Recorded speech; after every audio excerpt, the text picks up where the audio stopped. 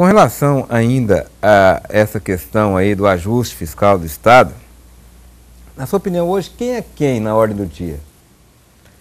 Onde que o Estado deve promover os ajustes, onde deve apertar um pouco mais o parafuso ou distorcer? É no comércio, na indústria, na agricultura ou no serviço? Eu diria para você que hoje a arrecadação do Estado ela tem 66% da sua origem está no comércio. 66%, 2/3. E o comércio pesa 44% do PIB do Estado. Então você tem uma participação mais que proporcional.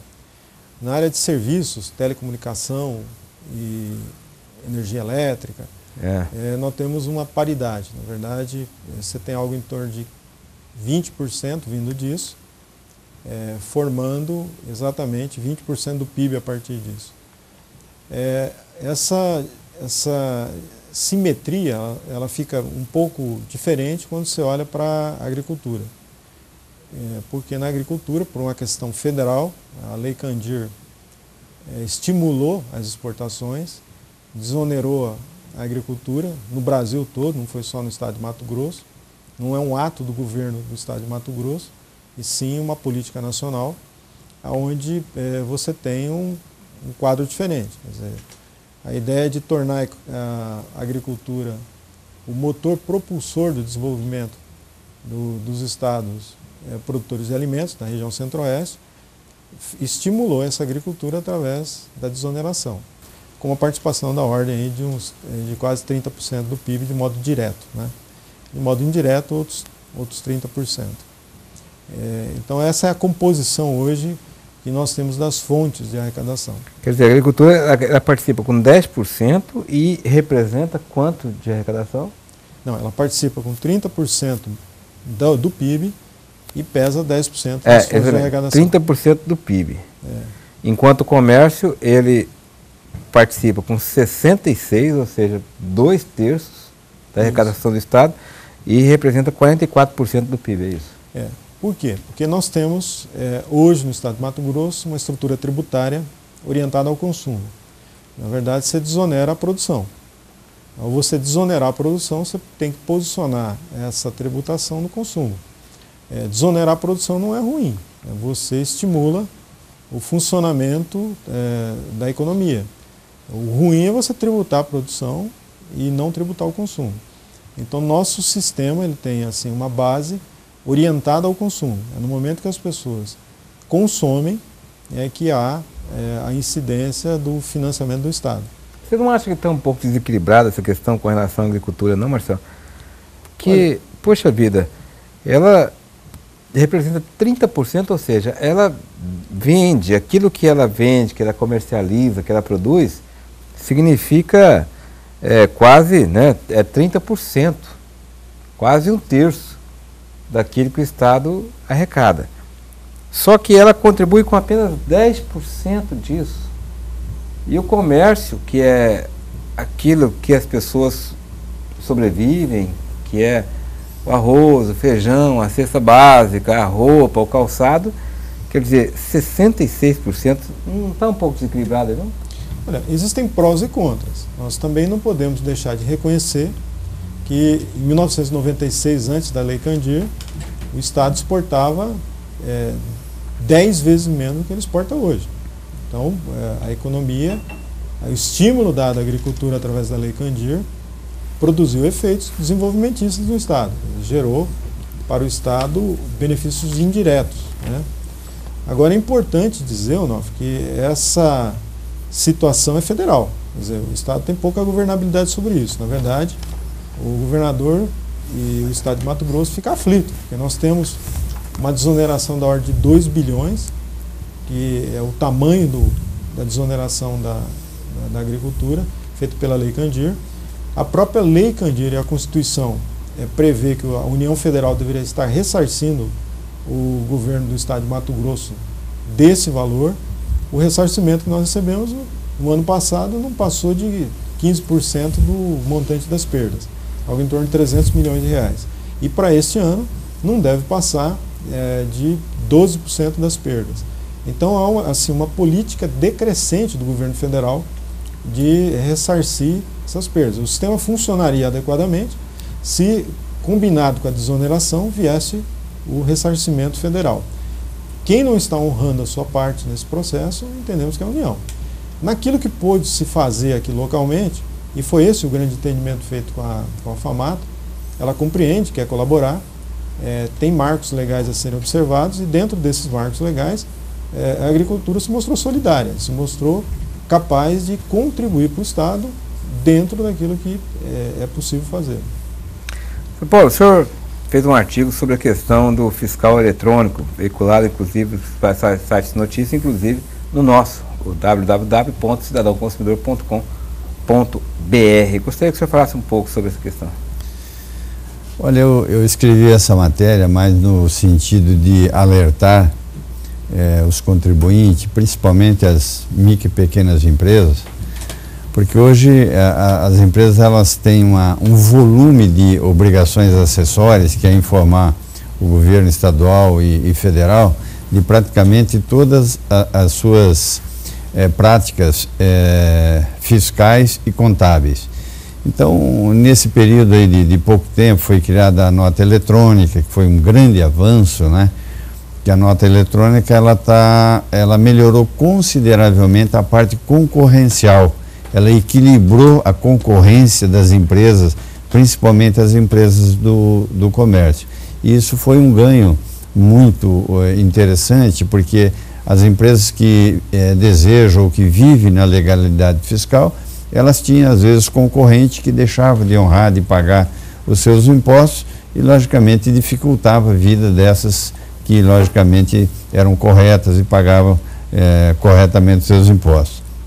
Então eu escrevi essa matéria exatamente no sentido de alertar as micro e pequenas empresas, os micros e pequenos empreendedores, que na verdade o Estado hoje ele está armado de todos os meios eletrônicos para fazer todo tipo de diagnóstico, né, de cruzamentos que ele faz de informação, desde que o produto sai da sua origem, da fábrica, até o seu destino, e que muito pouca coisa eu acredito que deva ficar fora desse processo, e que faz com que esses cruzamentos eletrônicos, esse fiscal eletrônico, né, que antigamente nós tínhamos aquele fiscal que visitava as empresas, pedia uma série de documentos, etc., ele praticamente está deixando de existir no Brasil inteiro, tanto na área federal, na área estadual, na área municipal. É inconcebível também, né? Em dias atuais a gente ficar pensando na figura daquele fiscal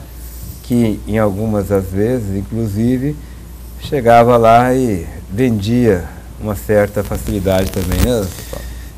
Não, eu não quero entrar nesse mérito. O que eu quero dizer é que o Estado está preparado para cobrar, né? A gente tem visto isso, o Estado hoje, principalmente aqui no estado do Mato Grosso, tem uma eficácia muito alta na cobrança, né, dos impostos e no diagnóstico daquelas empresas que eventualmente deixam de pagar os impostos ou sonegam os impostos. E eu vejo que, assim, o alerta que eu fiz com essa matéria é de fazer o contribuinte entender que, principalmente o micro e pequeno empresário, que ele está tão suscetível, né, a ser fiscalizado como a média empresa, a grande empresa, e que ele também não vai ficar fora dessa fiscalização, porque a fiscalização eletrônica, ela tem uma racionalidade, né, em enxergar, em ver, né, aqueles que realmente estão deixando de pagar os impostos. E o Estado, com muita facilidade, é capaz de mandar uma notificação e, logicamente, cobrar esse imposto. Então, foi mais, na realidade, assim, um artigo no sentido de orientar e de buscar que as micro e pequenas empresas fiquem muito atentas no pagamento dos seus impostos, porque o Estado realmente está muito bem equipado e preparado para cobrá-lo.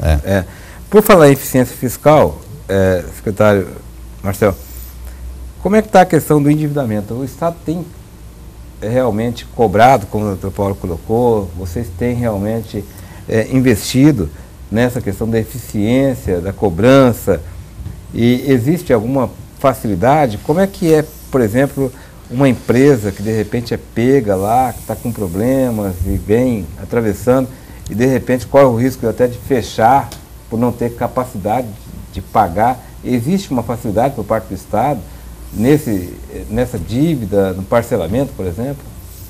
Nós temos neste momento uma série de oportunidades vantajosas para quem está irregular perante o fisco e está regularizando sua situação e voltar à sua atividade, à sua normalidade. Nós temos desde pagamentos, né, com desconto que pode ir de 55% até 90% em alguns casos, até parcelamentos, principalmente na área do ICMS, do IPVA, em 36 vezes, alguns com desconto até em 36 vezes, que nem não está sendo utilizado na proporção que nós imaginávamos que seria. Nós temos uma baixa adesão, por exemplo, nos parcelamentos. São parcelamentos que são temporários. Eu recomendo às pessoas a não enxergarem essa situação que está posta aí. Seja o desconto, que hoje nós damos, né, para pagamento de algumas dívidas antigas, pode ser pagas aí com 55% de desconto.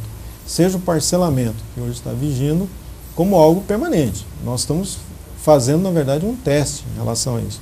O próprio desconto relativo ao que a gente chama o FUNEDES, né, o Fundo Estadual de Desenvolvimento Econômico e Social, que permite pagar algumas dívidas anteriores a 2010, registradas no conta corrente com desconto de 55%, ele está aí vigorando, é uma lei de 2010 e está sob avaliação. Essas coisas podem desaparecer num dado momento. Então, eu recomendo a todos que tiverem oportunidade e tiverem interessados de recuperar a sua atividade, em procurarem a Secretaria de Fazenda, procurar o seu contador, tentar encontrar uma fórmula para fazer adesão às modalidades de pagamento, que eu acho que são excepcionais. Na história do fisco dos últimos 8 anos, eu não vi modalidades de regularização de pendências tributárias tão favoráveis ao contribuinte. Seria importante pensar no aproveitamento delas. Eu sei que cobrar imposto e pagar imposto não é uma atividade fácil, mas ela, nesse momento, ela está menor, está atenuada. É importante regularizar essas pendências.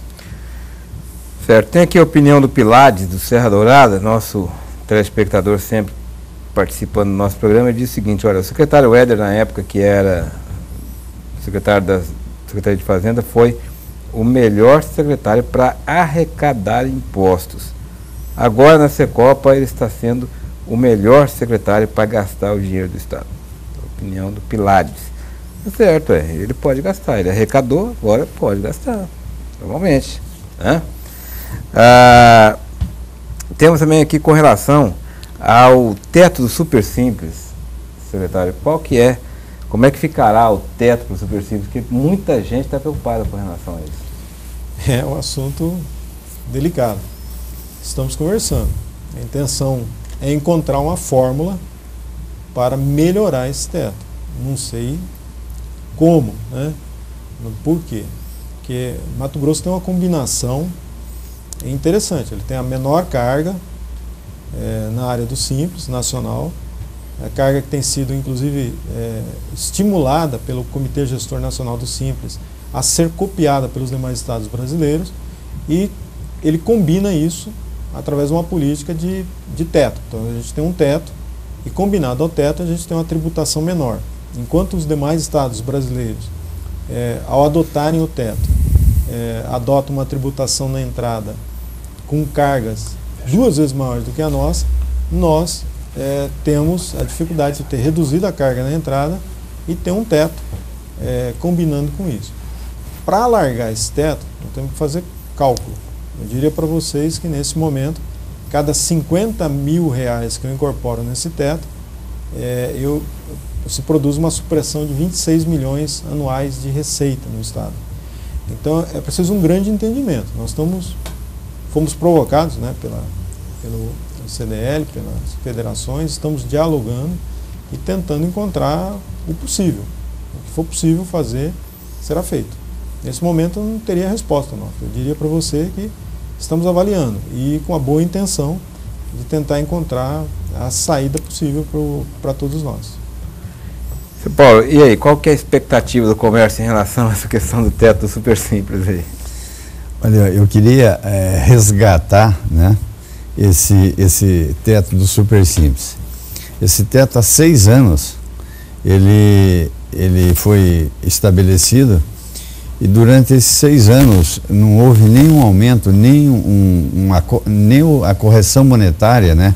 Nesse período, o governo permitiu que esse teto fosse elevado.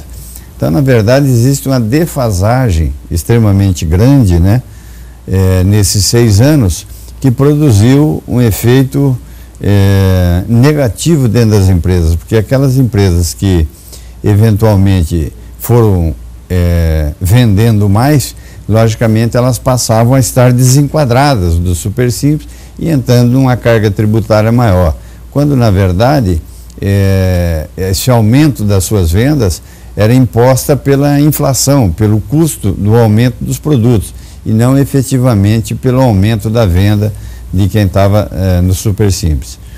Bom, aqui no estado nós temos praticamente 40 mil micro e pequenas empresas que estão aguardando ansiosamente, né, a elevação desse teto para que elas possam realmente crescer, se desenvolver e continuarem enquadrados dentro desse benefício, que é um benefício extremamente importante, porque que permite a elas também poder concorrer com as médias e grandes empresas, uma vez que elas fora desse benefício, elas como micro e pequenas empresas, elas não têm a mesma capacidade de compra das grandes empresas, das médias empresas, com relação a preço, com relação a prazo, e coloca elas numa condição concorrencial extremamente difícil perante essas empresas.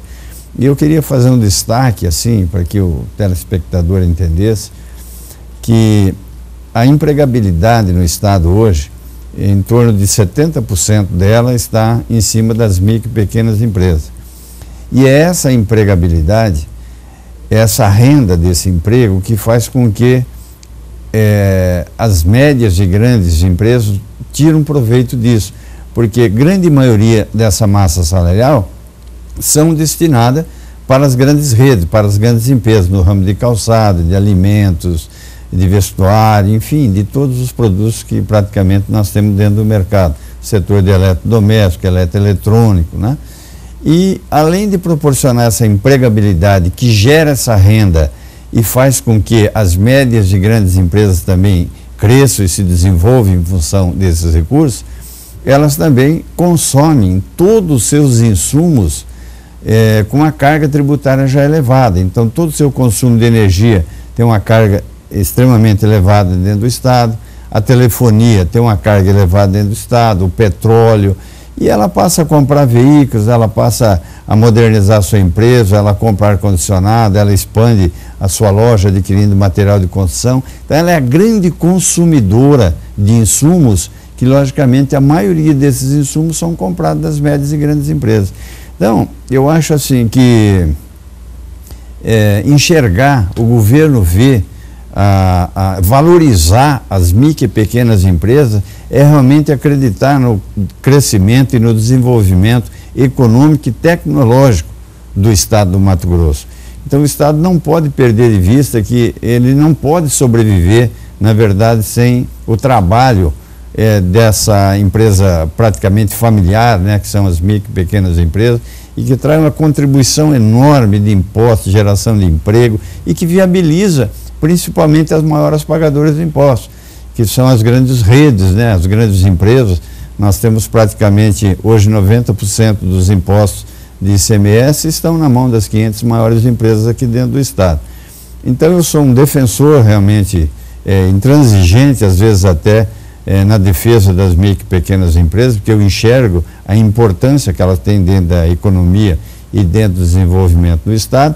E estamos trabalhando junto com a Secretaria de Estado de Fazenda, com o secretário Edmilson, com o secretário Marcel, de buscar uma alternativa que possa atender a expectativa de milhares de pessoas aí que estão enquadradas no Super Simples, sem também promover dentro do estado aquela arrecadação que ele acha tão necessária.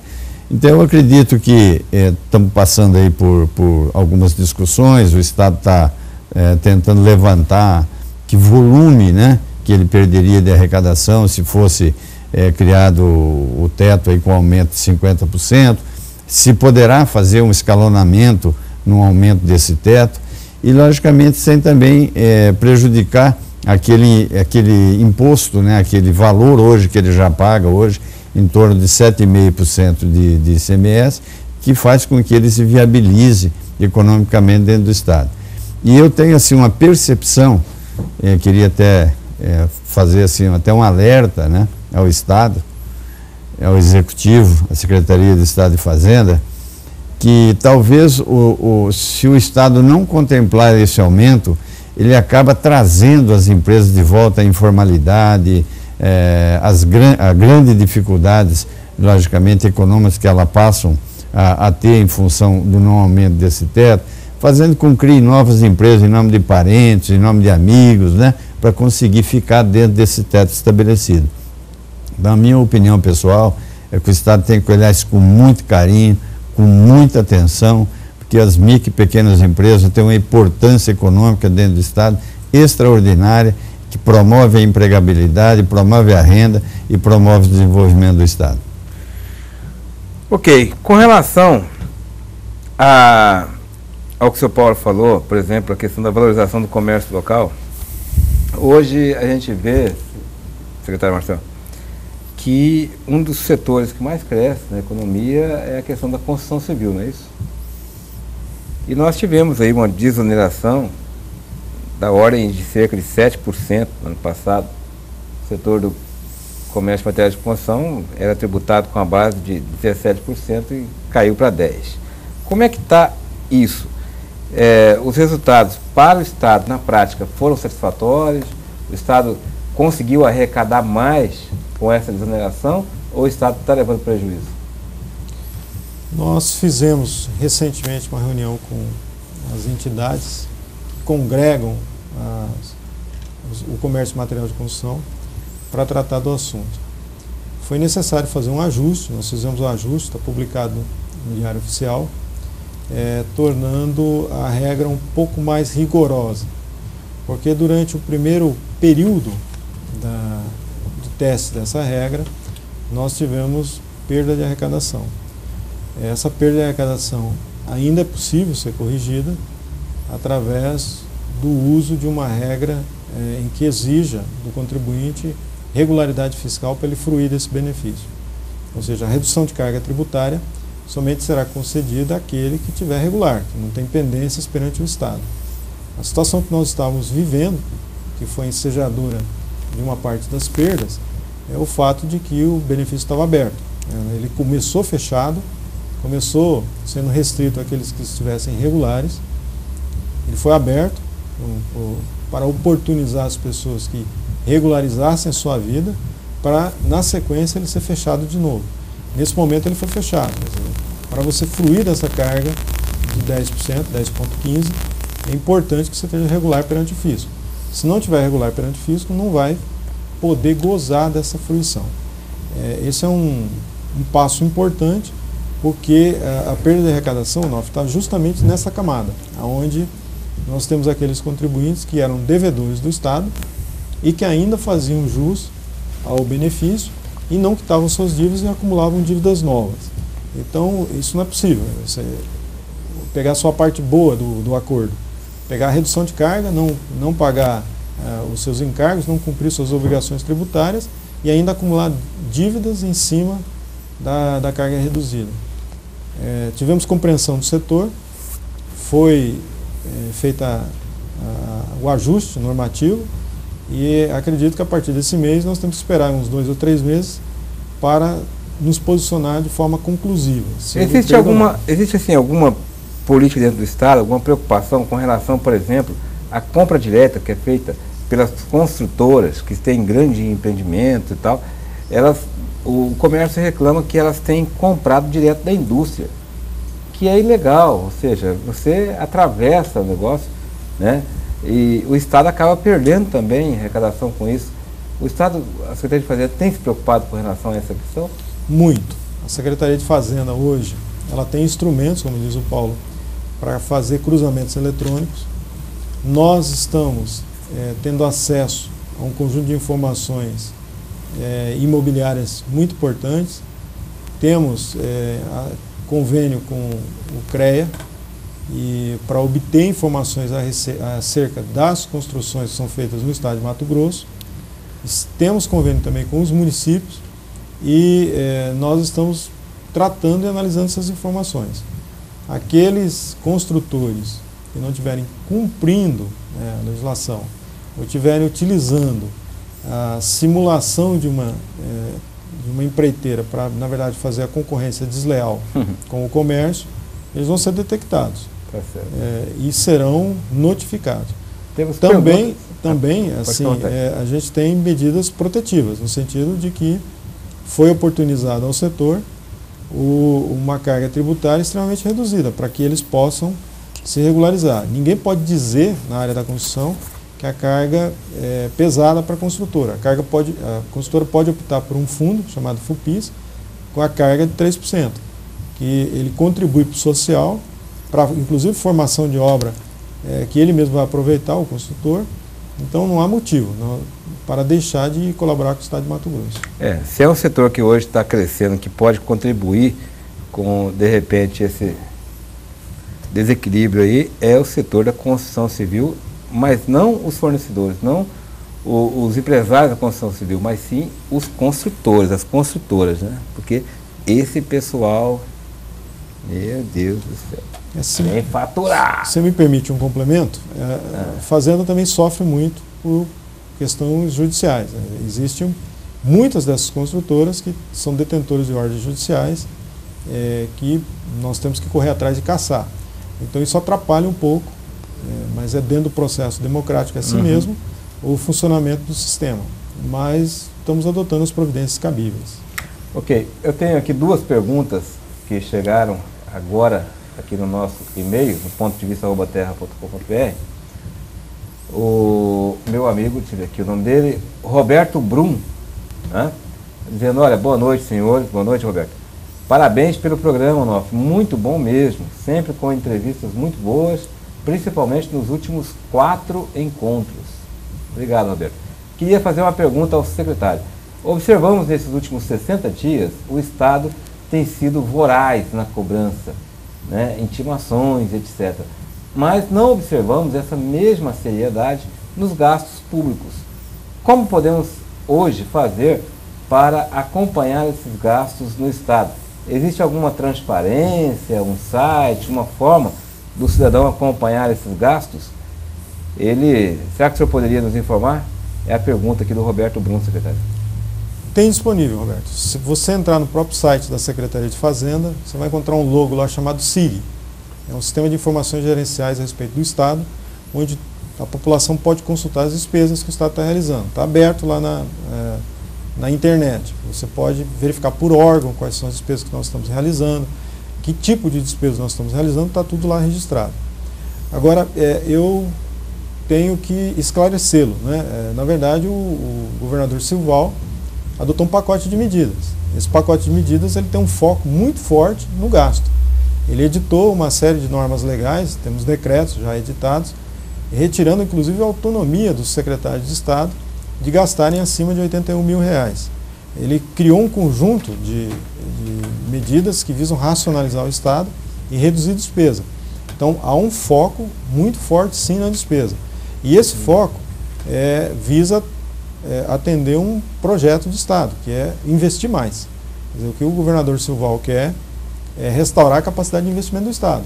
Ele tem um projeto muito interessante para esse Estado, que envolve a ampliação das malhas de integração dos municípios por via asfaltada, formando uma rede estadual muito importante, ligando esses municípios aos estados federais, uma melhora do nível de segurança do Estado, melhora da condição de saúde, melhora da condição de educação. Secretário, eu tenho aqui ainda várias perguntas aqui, na verdade participações, eu não posso deixar de fazê-las aqui. O Rafael Carvalho Coraça, eu sei que o nosso horário já está um pouco estourado, ele diz: boa noite, Rafael.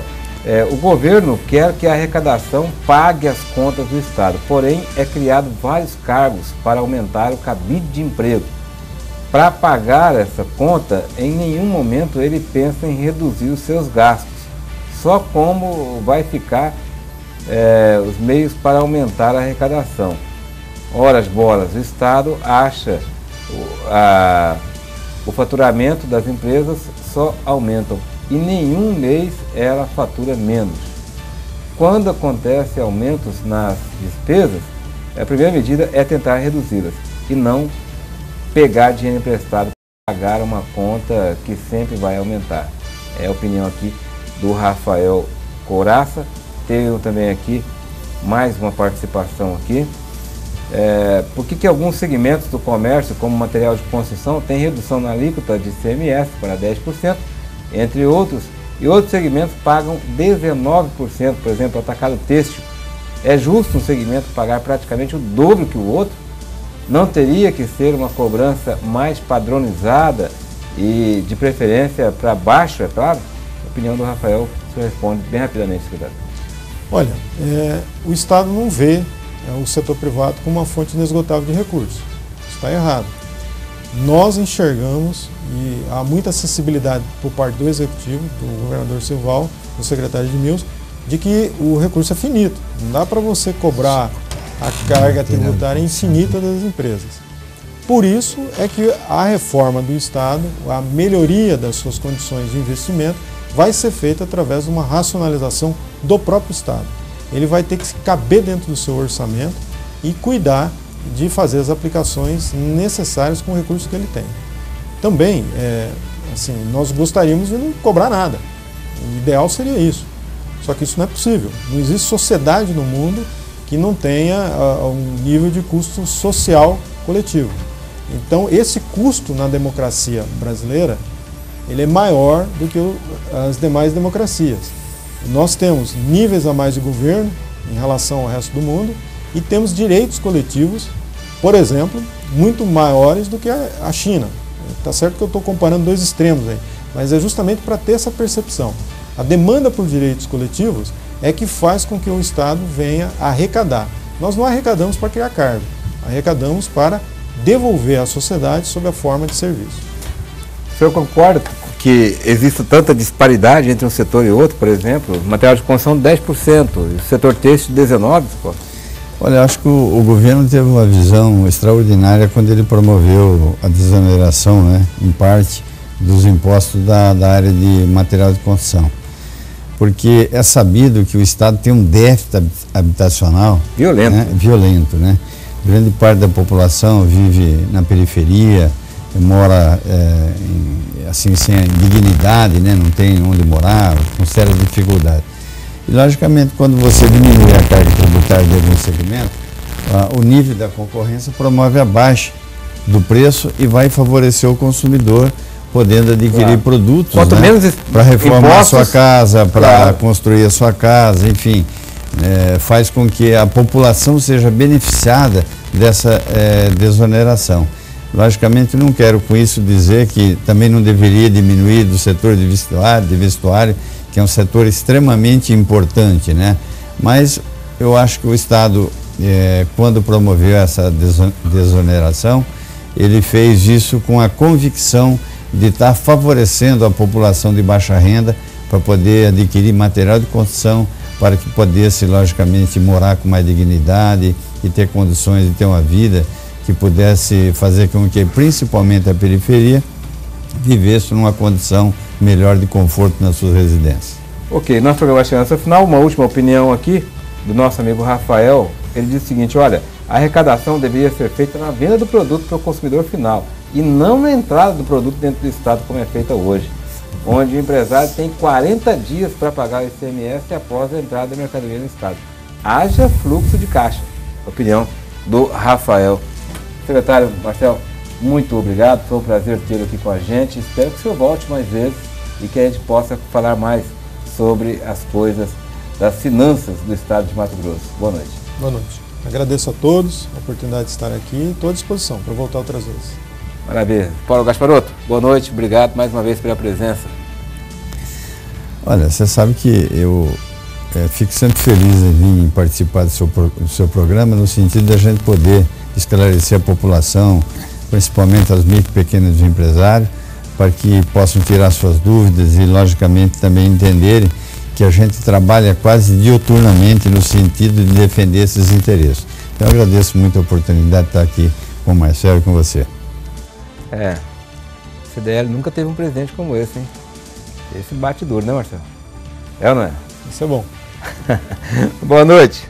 Obrigado pela participação, obrigado pela audiência. Encontro marcado para amanhã, a partir da 1 da tarde, com o nosso programa Onofre Júnior, Cidadão Consumidor. Até lá.